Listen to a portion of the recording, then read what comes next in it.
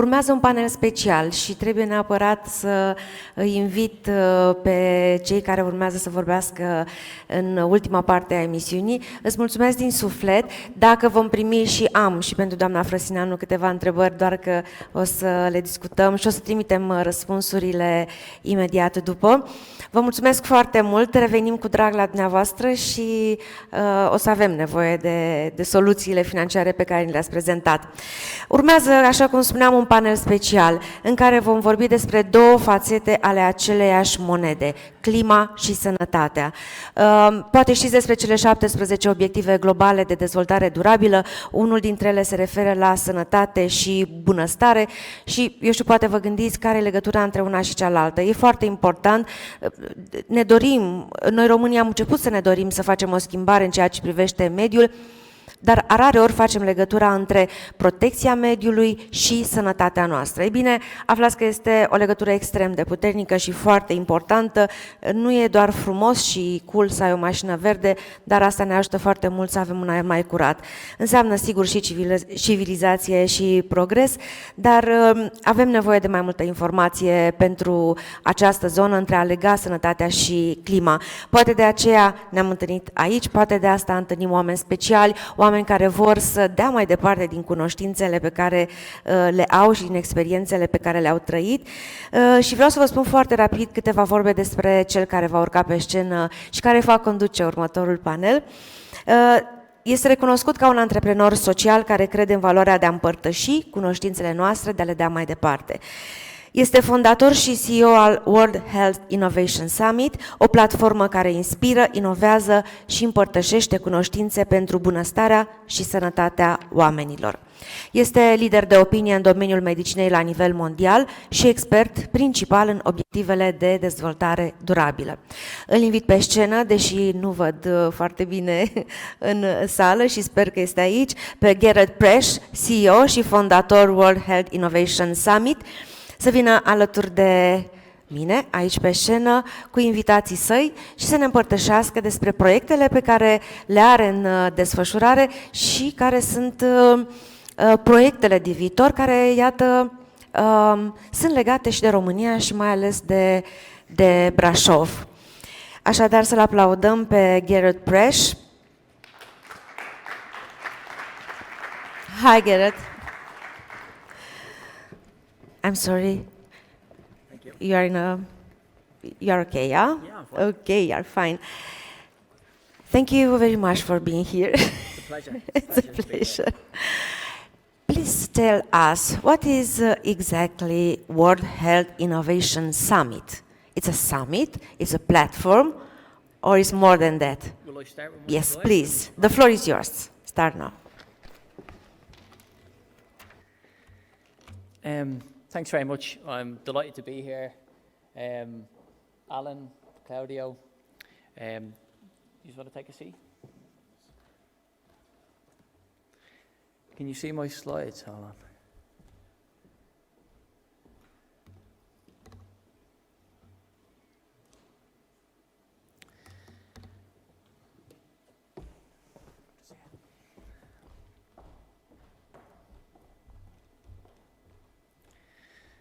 So firstly, let me just tell you a little bit about my background, who I am, what I do, and where I've come from.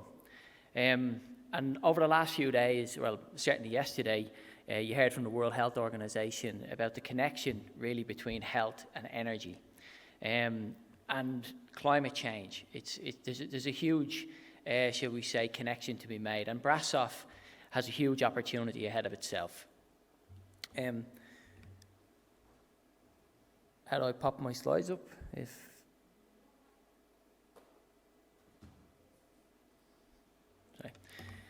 Anyway, my background, I was the former Chief Officer of the National Haemophilia Council in Ireland, which was a statutory agency set up to support the Minister for Health on all matters relating to haemophilia. I've been working and I set up the World Health Innovation Summit to switch the model of healthcare from disease management to prevention. Is it possible to get my slides? Okay, download them, no problem. So, basically, I think we all realise we need to change. And listening to Jerome earlier about youth engagement, and I can tell you a little anecdote. When I was coming away here, my two daughters, I spoke to them about, coming to Brașov, and they asked me about the future. And they were telling me that, what they want to do in the future is to become an artist and also to look after homeless people. So they're 9 years of age and 6. And that's basically what we need to focus on, is the next generation and what their ambitions are. And this is what the SDGs are about as well. Having a blueprint, having a roadmap, having a way of making this huge transition that needs to happen, and also being able to have a sustainable healthcare system that is manageable and that gives us the healthcare that we need, quality of life, and ensures that we, deliver a sustainable future. This is my second visit to Brașov in the last few months. I came here to review some of the startups that we're kind of looking at in terms of, well, not startups, established ecosystem that's here that supports health and well-being. SantaPharm, you're going to hear from Nandor later, and Claudiu, Active Immunity. We've been working with Claudiu for the last 3 or 4 years. We have products and services that are focused on prevention of disease, and we're looking at how do we actually replicate that model in SDG cities. That's the idea. We're going to prototype in Brașov, develop new models of care through the Global Social Prescribing Alliance. You'll hear from my colleague Bogdan how we've set up this platform with government agencies around the world who are now making this swift transition, and they're now looking at the opportunities to actually create value through health and well-being. That's part of the model that we developed with the World Health Innovation Summit. It's about how do you actually release value within the health system. We just heard from the European Investment Bank about the circular economy. And it's interesting, there is an opportunity with the health system. It's a huge system. It's about $12 trillion globally. But there is an opportunity to actually anchor a circular economy within that system.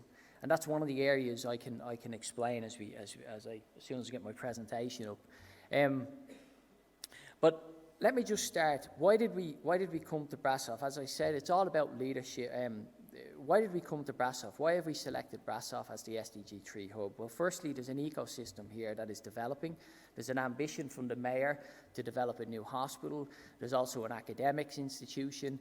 And we also see our opportunity to develop the products and services with Claudiu and Nandor. So that's part of the reason why we decided to pick, shall we say, Brașov. How are we financing this? Well, we've created an SDG 3 fund. There's 17 SDGs. You're probably familiar in 2015, 193 heads of state signed up to the SDGs. So the political will is there. We have to, as citizens, we have to hold our politicians accountable. The goals are there, the targets are there. So now we have to get on with the job with actually implementing and executing. And that's part of my role with the UNGSII Foundation, is actually execute that through our hubs and working with cities around the world, scaling the solutions, not just here in Brașov, but then also, as I mean, in Kinshasa, in Noida, in Mendoza, all over the world. We have a very ambitious target.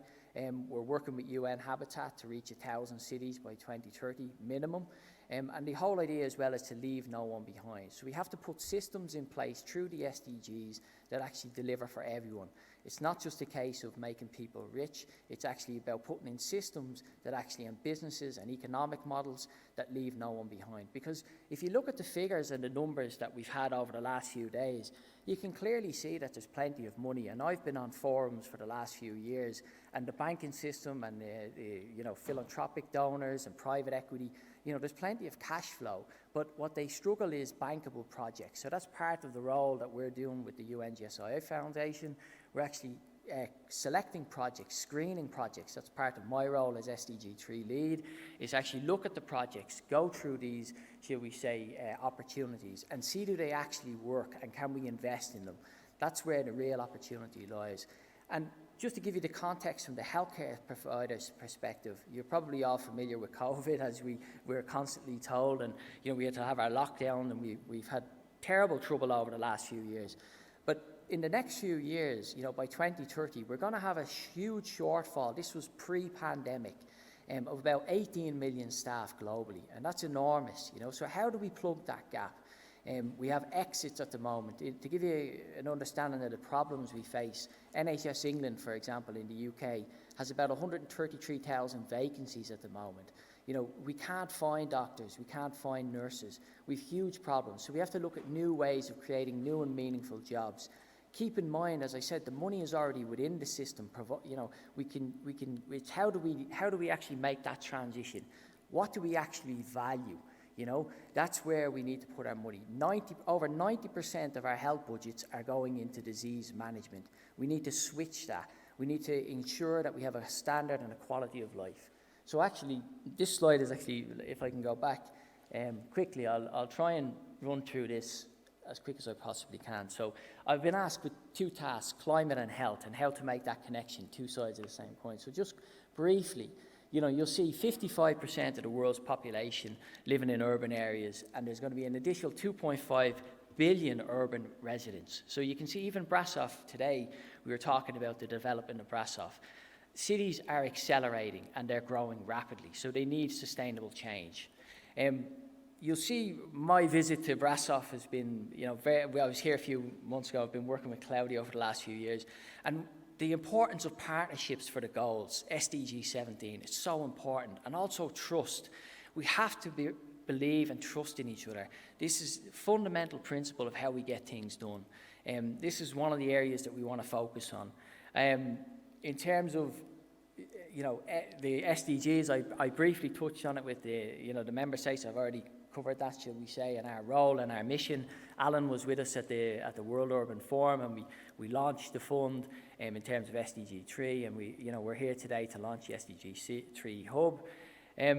And I was in Bucharest. This is 2019. This is before the pandemic. I had the opportunity to speak in Bucharest, and you know, we were forewarned that a pandemic was coming. You know, we were well aware of this. You know, the alarm bells were ringing for the last few years. We do need to take action, but you know, that's part of the situation that we find ourselves in. Now, climate and health, two sides of the same coin, absolutely. So, air pollution, just look at the cost of air pollution from an economic perspective. $2.9 trillion, about 8 billion a day.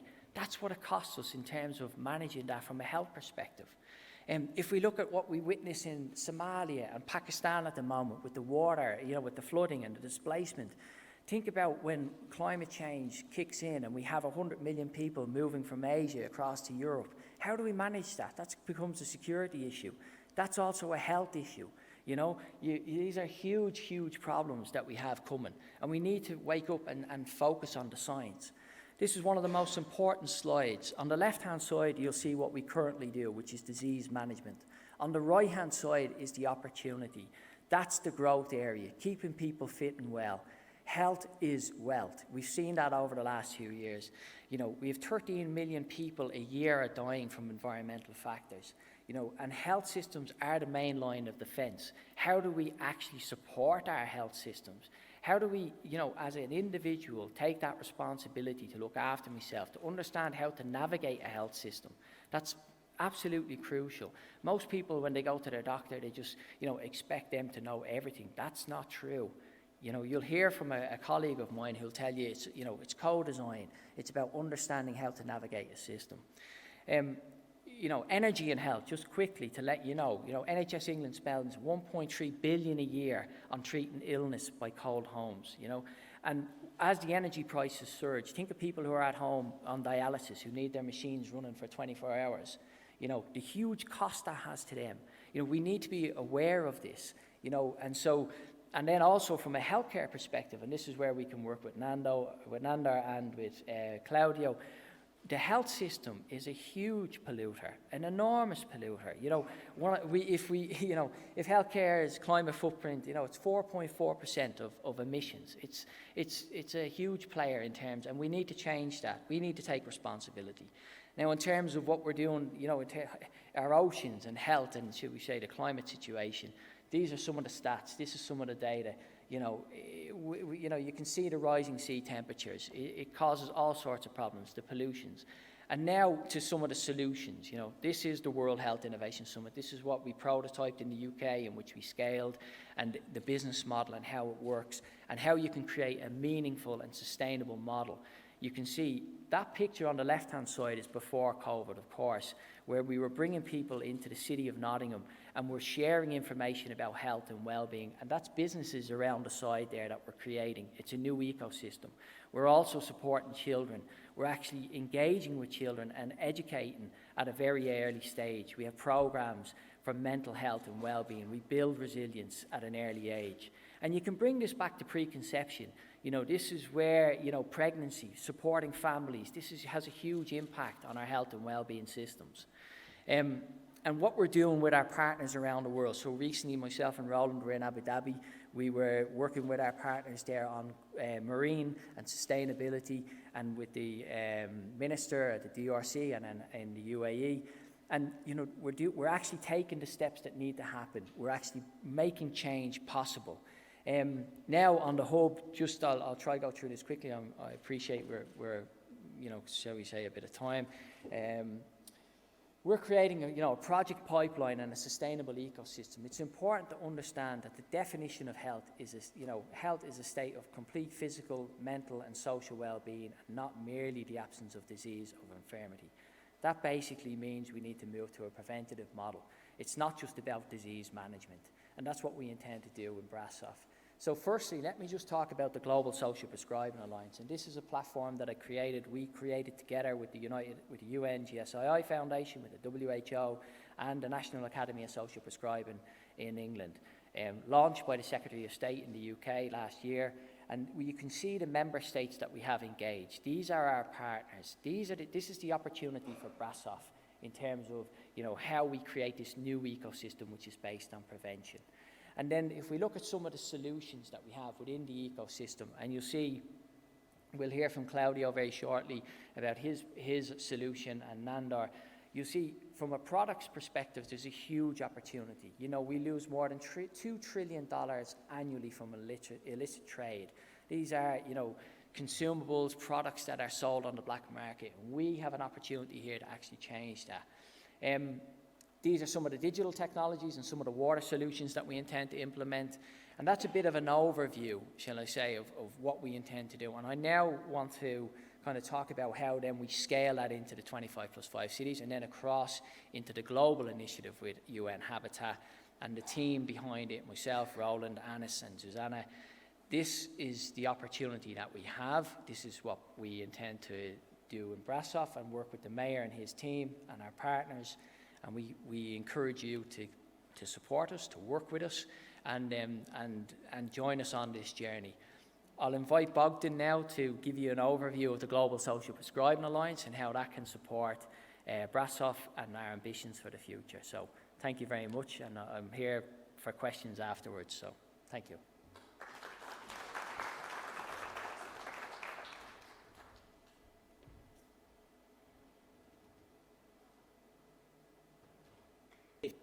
Me on the screen as well. Wonderful.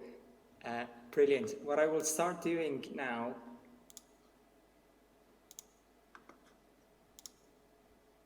Super. I've just shared my slides with everybody. I'm just going to wait and make sure everybody can see and hear me. It would be great to have a signal either from the host or the people in the room as well. We can hear you. Fantastic. Perfect.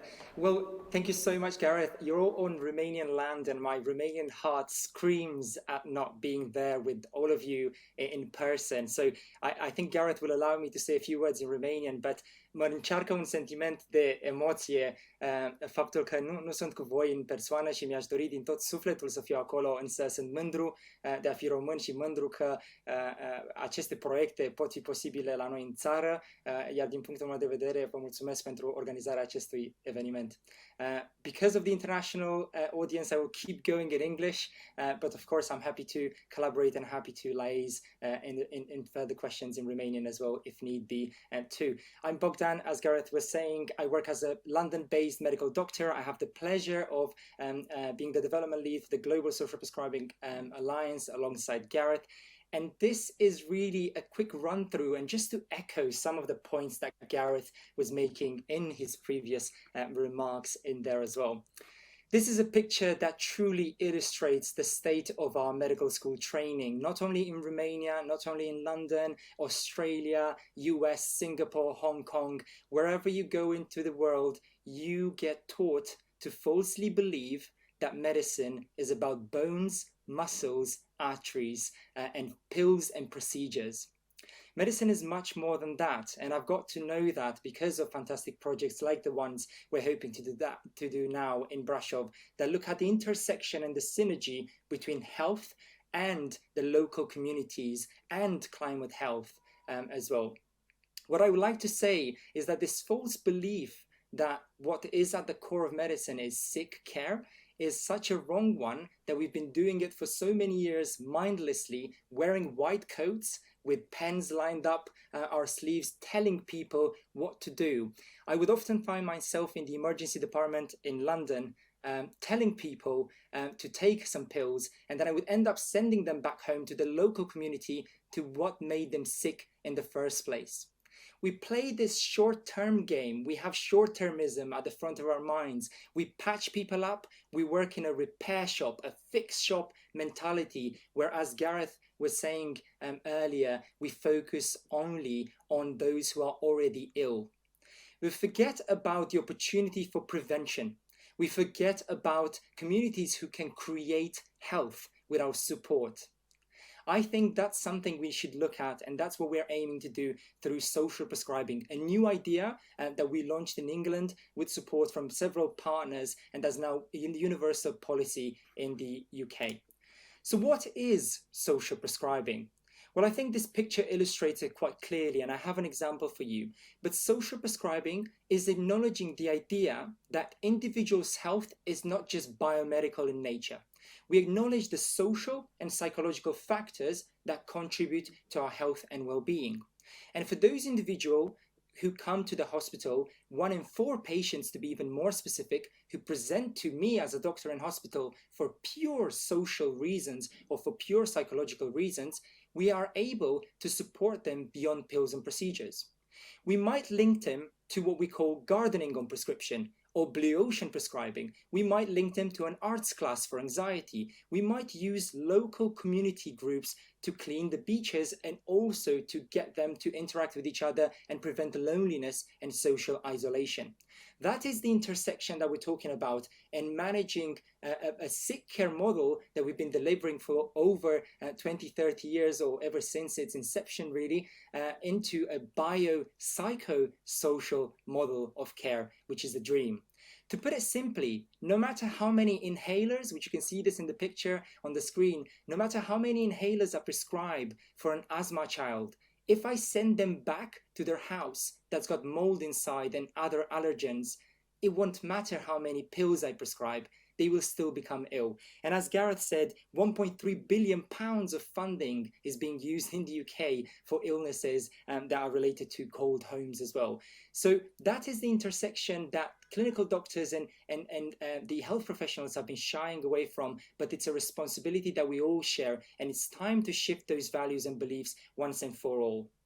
We also know that this combats overprescribing of antidepressants, overprescribing of opioids. So 1 in 4 patients are admitted to my hospital and to all of the UK for side effects from medication they should have never been put on.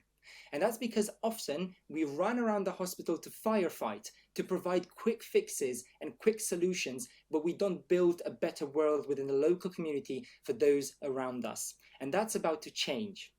Now, is it working?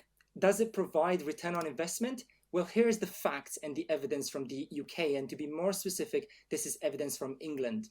We've shown that social prescribing saves 4.5 million doctor appointments every single year. That gives you, in England, a return of investment of £300 million, covering the cost of the whole of social prescribing programme, plus leaving you around £80 million to reinvest back into the health system. This is what happens when we go beyond short-termism. This is what happens when we act at the root cause of the problem. We increase the happiness of the workforce, we prevent burnout, and we work with fantastic local organizations and community groups to provide what we call health and not just sick care management in the first place.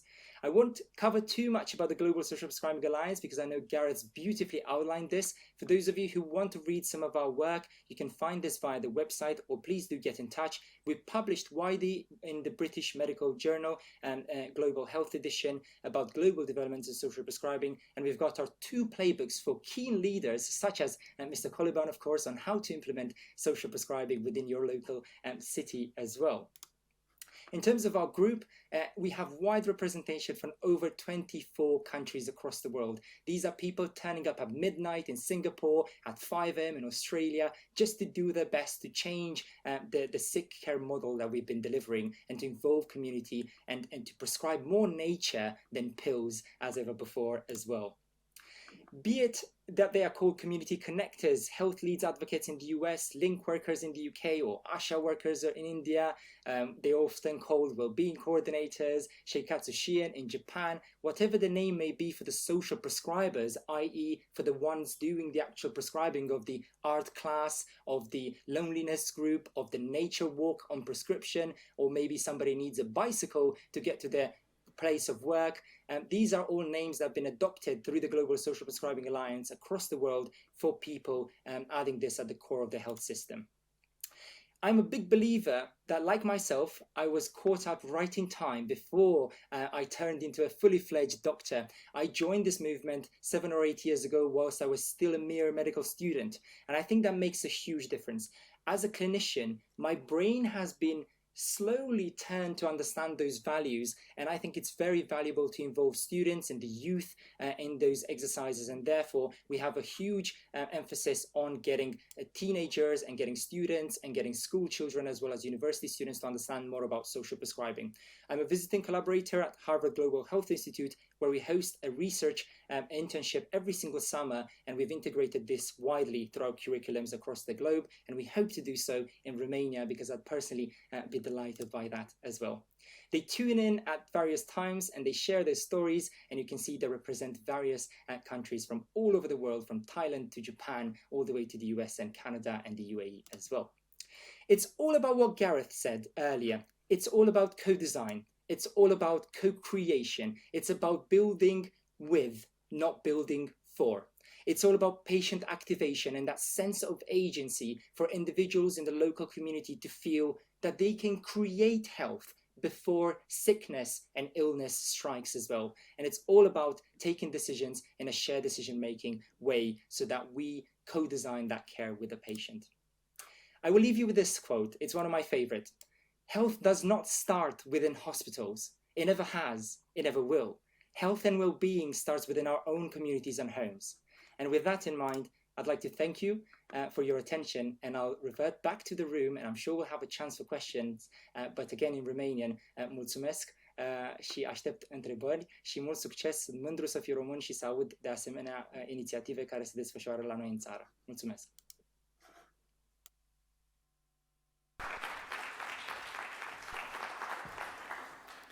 So, I mean, I think Bogdan explains it fantastically, just the change that's happening within the system, because I think there's a realization by medical professionals that it's just not working. And you can see Bogdan is one of the pioneers. He's leading a whole student movement. You can find him on Twitter, and you'll see he's doing this work. We have a session next week with the Canadian students, and you know, it's really transformational. So now let's focus on Brașov and the products and the services, and some of the entrepreneurs that are sitting here. Claudiu, would you share with us your story and the opportunities that you have? Thank you.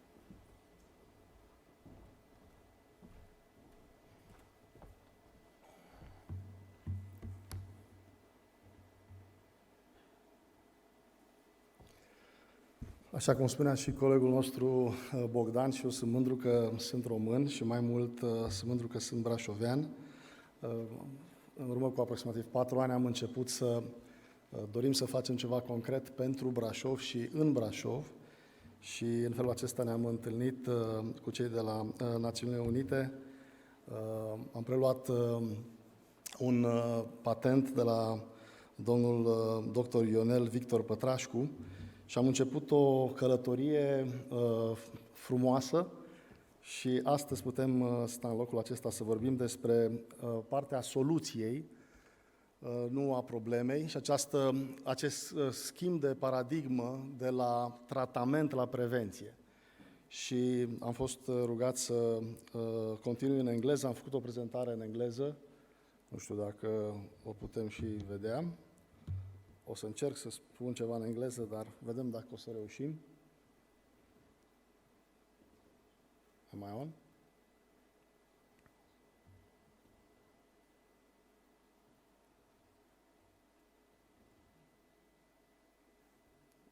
It is on?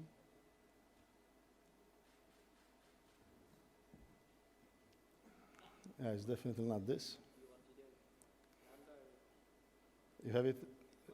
It's yours? Okay. Watch. Claudiu PREDA. PREDA, Claudiu. Claudiu PREDA. Ok, o să apară imediat.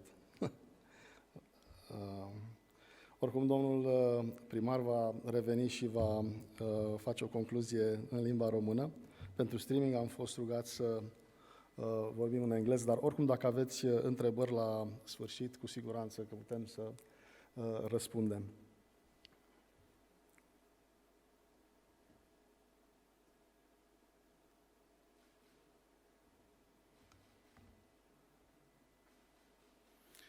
So when we talk about Active Immunity is a Romanian company with private capital, initiated by Dr. Ioan Viorel Pătrașcu, and the company's main activity consists in the following: research in the field of biochemistry and microbiology, with application in modern immunology.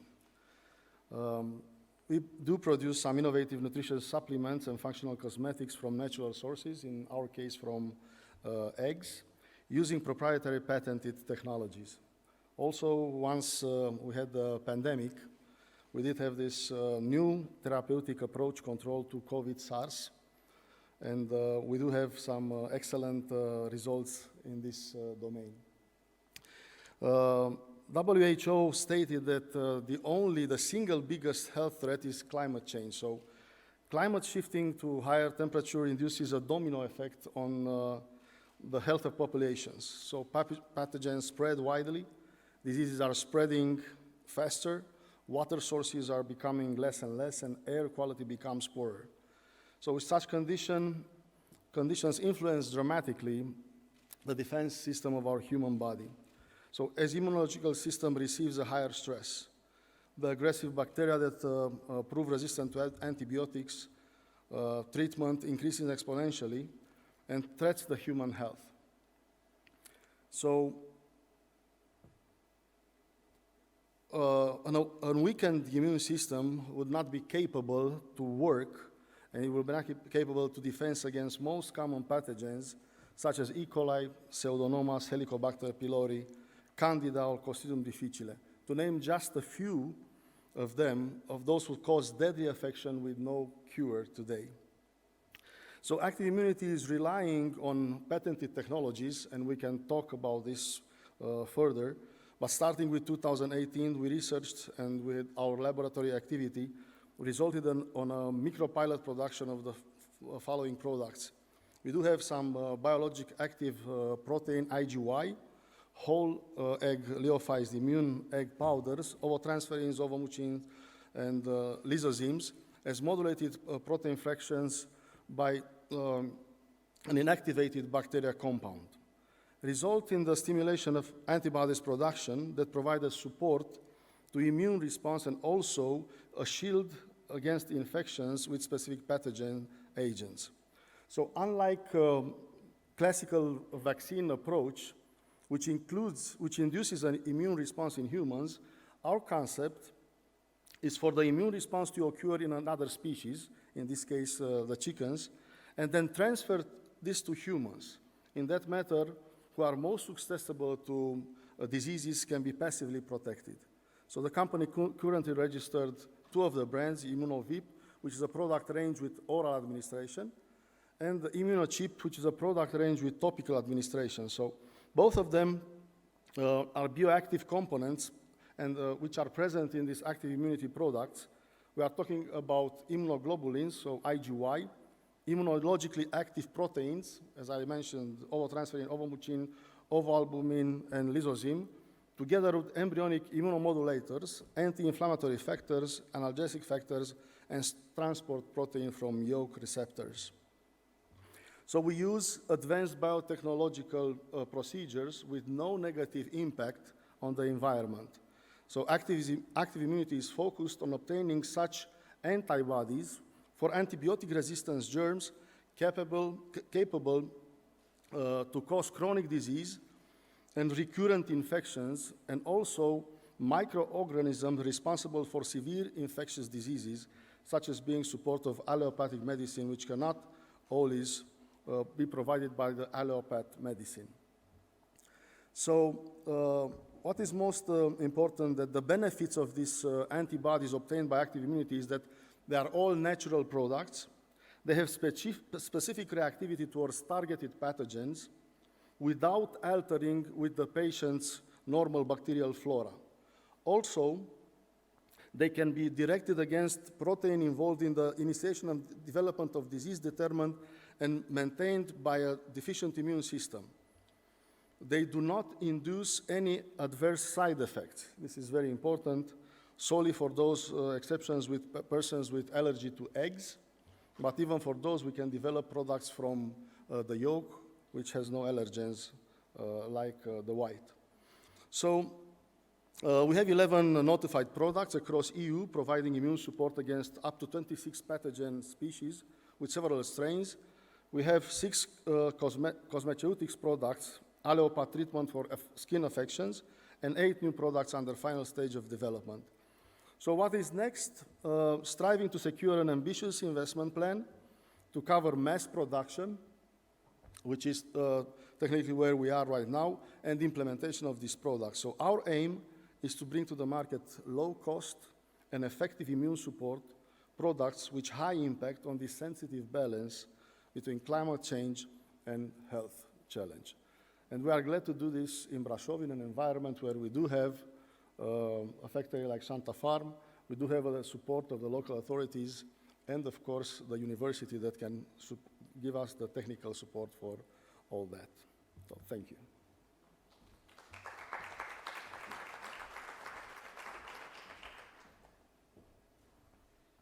Thanks, Claudio. So you can see we have the products and we have some innovative ideas. And now, how do we have we have to have a production facility? And Nandor, if you can share the work you've been doing at SantaPharm, and then, you know, I hope you can see the huge opportunity that's on our doorstep. Thank you.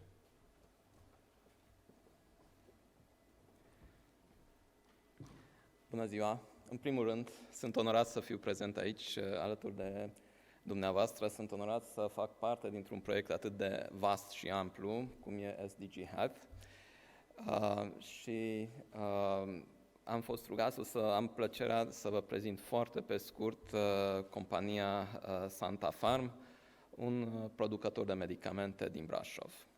Cu permisiunea dumneavoastră o să continui prezentarea în limba engleză din respect pentru invitații noștri și pentru audiența internațională.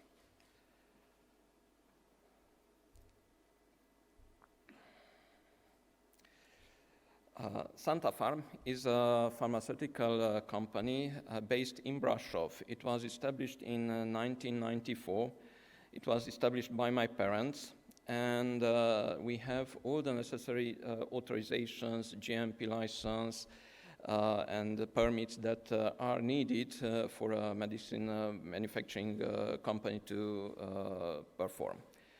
We have a number of 240 employees, and we are capable to manufacture tablets, both coated and non-coated. We can produce capsules and non-sterile liquids. The company, as I already mentioned, is situated in Brașov on Pancelor Street. The site was acquired by SantaPharm in 2017, in December 2017, and we managed to recommission the site. The former owner of the site is GSK. We already have clients in Canada, Europe, Australia, New Zealand, but we are actively seeking to increase our client portfolio also in other continents. Our main activity is in pharmaceutical development. We can offer development including the regulatory preparation of the dossier. We manufacture medicines and supplements for under our brand, but also offer contract manufacturing services to our clients, laboratory services for third parties, batch release services, and packaging services. Let me present you very shortly our site. We own around 28,000 square meters of land, on which we have the total built surface is 40,000 square meters. Our warehouses occupy about 6,500 square meters. The production area is about 2,500 square meters. The quality control and quality assurance departments occupy about 1,000 square meters. From manufacturing point of view, we have three main areas, three main buildings. The finished good warehouse, where we have several areas, the warehousing itself and the transfer area where we prepare the goods to be dispatched. The manufacturing area, we have 2,500 square meters of Class D area. This level of cleanliness is needed in medicine manufacturing.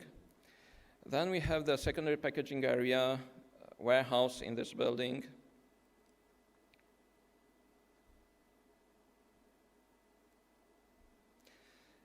And the raw material warehouse.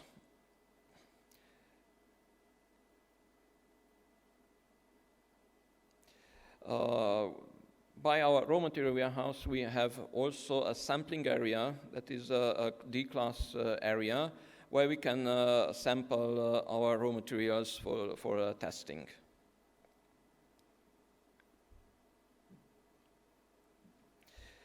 We also do our testing in-house. We do 100% of the testing that is needed for the raw materials and the finished goods. We have a microbiological laboratory and a physical-chemical laboratory spreading on 2 levels.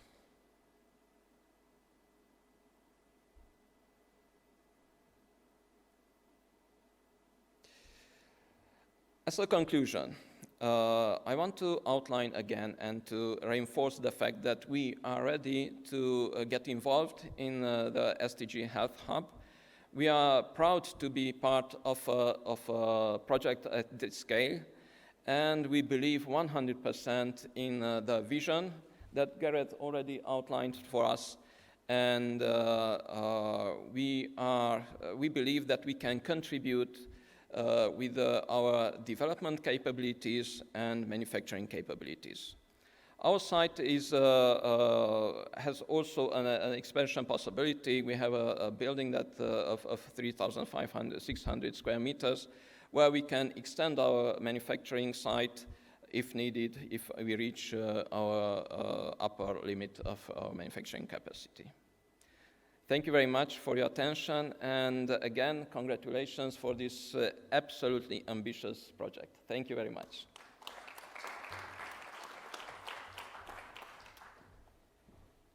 Thanks a million, Nandor. It was very interesting. Earlier, myself and Roland and colleagues, we sat outside and we were asked by the media why Brașov. I think Nandor and Claudiu have explained why Brașov, but also let's hear from the mayor and his ambition and the reason why we're here today.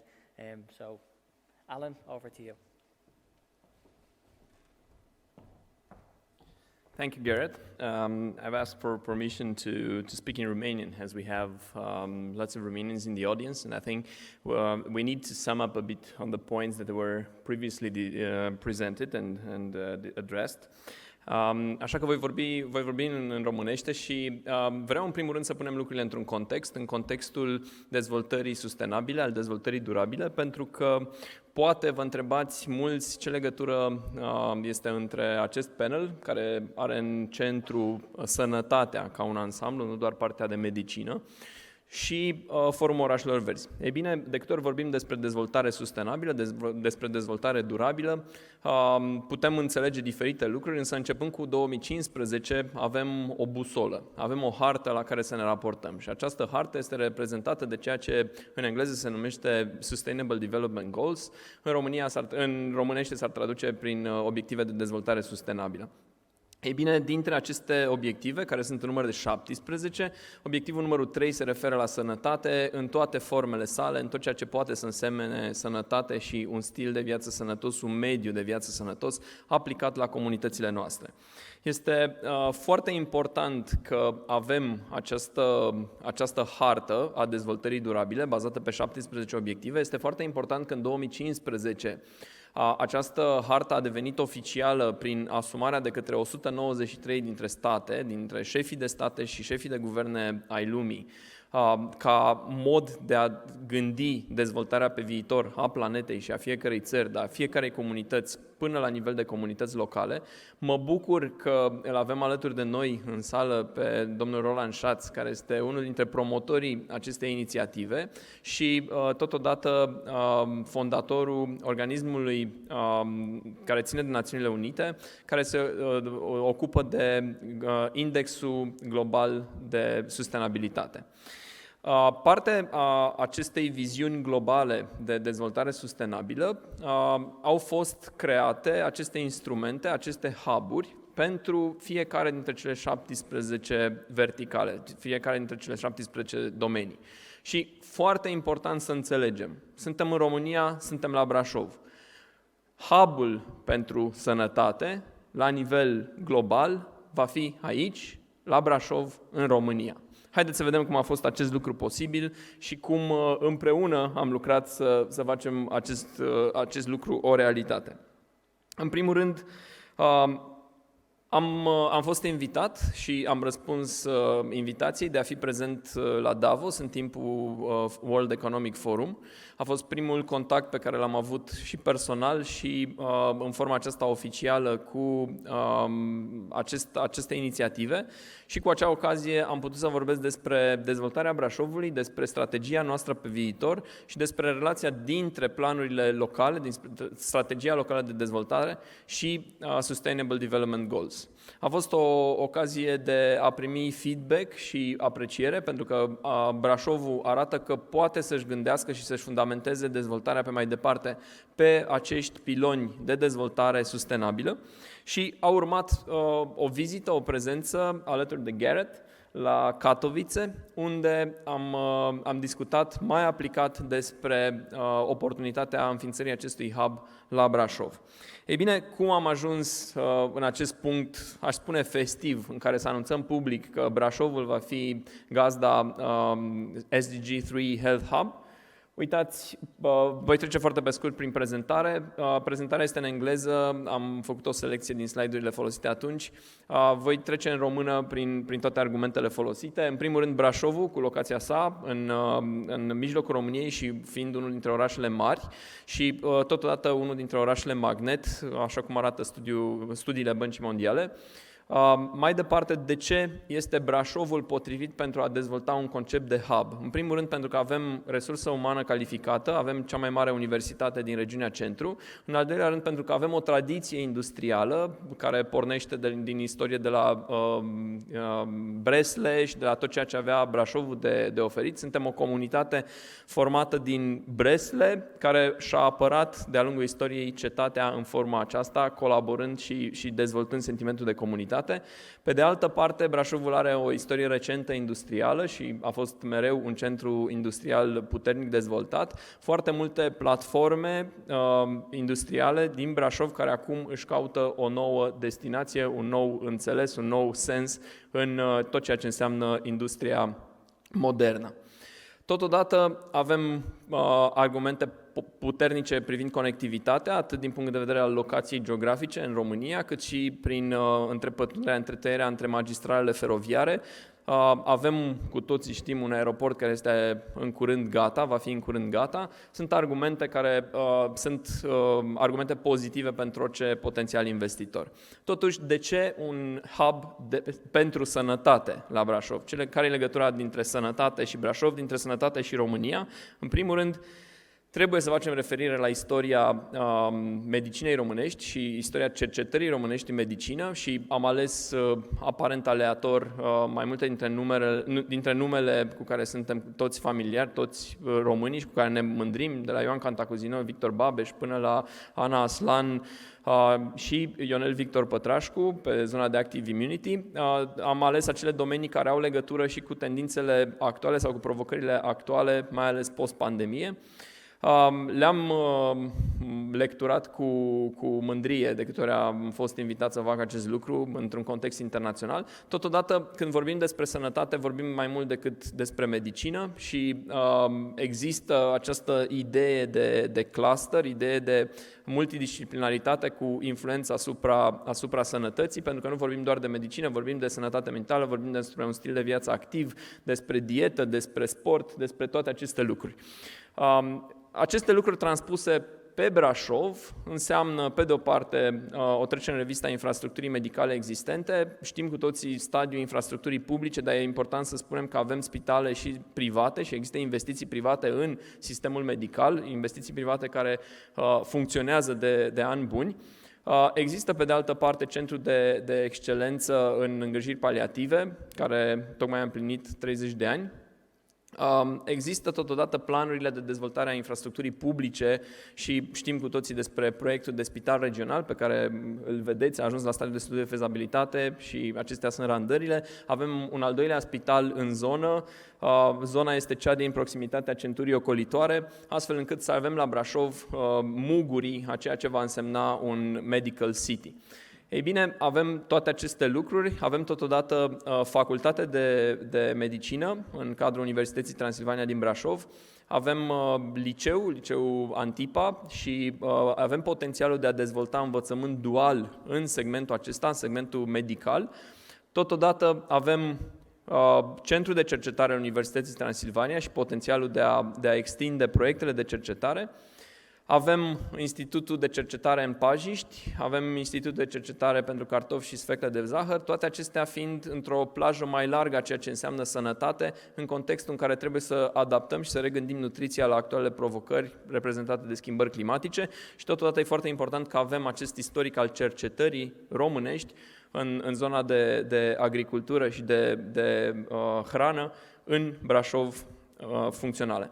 Partea de industrie, deja antevorbitorii mei au prezentat proiectul SantaPharm și faptul că avem o fabrică din segmentul pharma care este certificată și care poate să produce medicamente.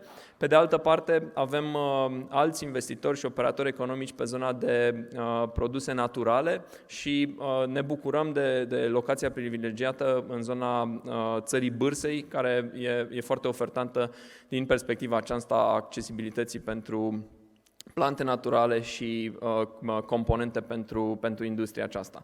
Avem totodată o comunitate activă și încurajăm un stil de viață activ cu tot ceea ce are Brașovul de oferit, de la stațiune de sporturi de iarnă, la transformarea Poienii Brașov într-o stațiune pentru 4 anotimpuri, tot ceea ce are zona proximă Brașovului de oferit din punct de vedere al naturii și al bogăției naturale. Toate aceste lucruri încurajează Brașovul și poziționarea Brașovului drept un oraș sănătos și din punct de vedere al stilului de viață, pentru că avem, iată, foarte multe oportunități. E important de asemenea pentru orice investitor și e importantă abordarea strategică și ceea ce ne propunem, faptul că avem ambiții mari, faptul că Forumul Orașelor Verzi se desfășoară la Brașov și că odată cu Forumul Orașelor Verzi noi ne-am asumat deja niște ținte importante în zona, în planul de a ajunge către neutralitatea din punct de vedere al emisiilor de carbon. De asemenea, sunt foarte importante și visele pe care le avem, proiectele pe care le avem pentru a proteja și pentru a face din interacțiunea dintre om și natură o interacțiune sustenabilă. Mă refer aici, în primul rând, evident, la proiectul Parcului Natural Brașovia, care ar converti toate pădurile din jurul orașului nostru într-un parc natural și am fi astfel un oraș mare care are, practic, în spatele blocului un astfel de parc natural.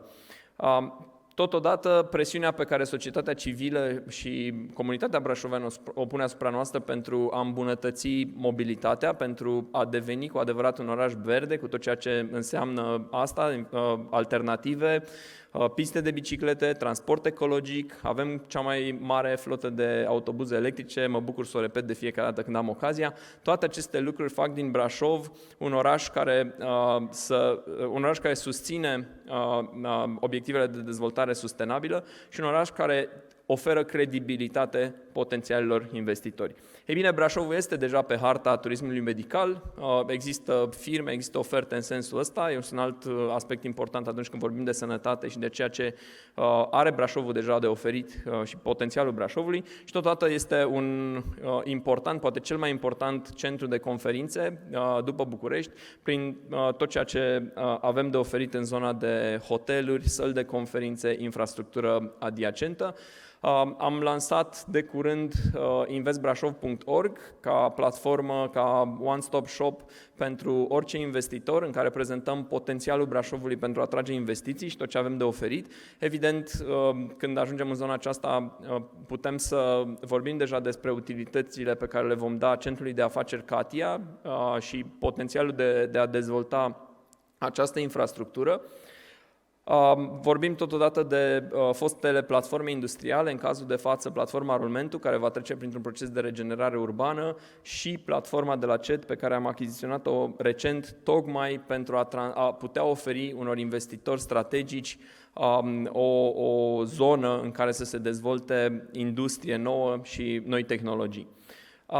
Toate aceste lucruri au fost prezentate odată cu invitația de a veni la Brașov. Mă bucur că această invitație a fost răspunsă și că avem, iată, confirmarea faptului că hub-ul pentru sănătate din cadrul SDG va fi la Brașov. Am fost întrebat de câteva ori ce reprezintă asta pentru Brașov. Reprezintă un potențial fantastic de a atrage investiții și investitori și de a dezvolta un microclimat antreprenorial și de cercetare în zona aceasta medicală și de sănătate. Am văzut deja proiecte locale pe zona de cercetare care pot să beneficieze de astfel de investiții și de faptul că avem acest hub aici, la Brașov, în România. Evident, putem visa cu ochii deschiși, putem visa la proiecte de cercetare pe nanorobotică, pe tot ceea ce înseamnă la ora actuală medicină la nivelul 2022 și adaptare la noile provocări, și pandemice, și post-pandemice, și legate de schimbările climatice și de modificarea din rândul patogenilor și a virusurilor. Toate aceste lucruri pot să fie subiecte de cercetare și subiecte care să atragă investiții localizându-se aici la Brașov. Ei bine, văd foarte, foarte important acest moment, poate că nici nu ne dăm seama încă de impactul unui astfel de anunț. Îmi pun foarte mare speranță în succesul acestui SDG Health Hub la Brașov. Urmează să fie confirmate și alocările financiare și sumele care vor fi disponibile și în câțiva ani eu cred că vom putea vedea și vom putea vorbi despre Brașov ca destinația numărul 1 din lume și din zona noastră de lume pentru tot ceea ce înseamnă antreprenoriat, tot ceea ce înseamnă inovație, tot ceea ce înseamnă proiect de cercetare care își caută finanțare în domeniul sănătății, cu toată aria vastă care înconjoară și care îmbracă acest termen generos, sănătate, atât de important pentru toți dintre noi. Cred că este un moment de mândrie pentru România și cred că este un moment de mândrie pentru Brașov și mă bucur că am putut să fiu parte din începutul acestei povești pe care, evident, o sper să fie una foarte, foarte frumoasă. Vă mulțumesc tuturor pentru implicare și pentru contribuția la acest proiect.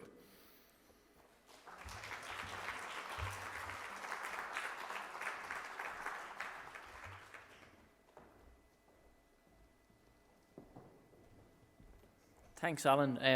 I hope you've all get an insight into the opportunity that's presented here, and we certainly have taken that opportunity to come to Brașov.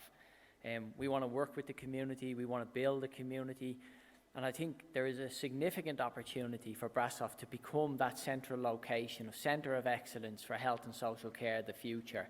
So SDG 3 is good health and well-being. That's what we have to aim for. That's the target by 2030. It's ambitious, but if we work together, we work collectively. You've seen the talent in front of you, you see the opportunity, you see the global markets, but also it's about making an impact locally and leaving no one behind. So in 3 or 4 years, if I'm standing here and we haven't delivered and we haven't improved quality of life, then we've actually failed. But I've absolutely every confidence that we will actually succeed because we have great people around us, we have a great community here in Brașov, the infrastructure we can put in place when we work together. So I'll close this session and I just want to thank you and everyone who's joined us on the panel and those internationally and Bogdan who joined us from London, and I look forward to working with you in the future. So thanks for joining this session and we look forward to executing the SDG 3 Health Hub in Brașov. Thank you.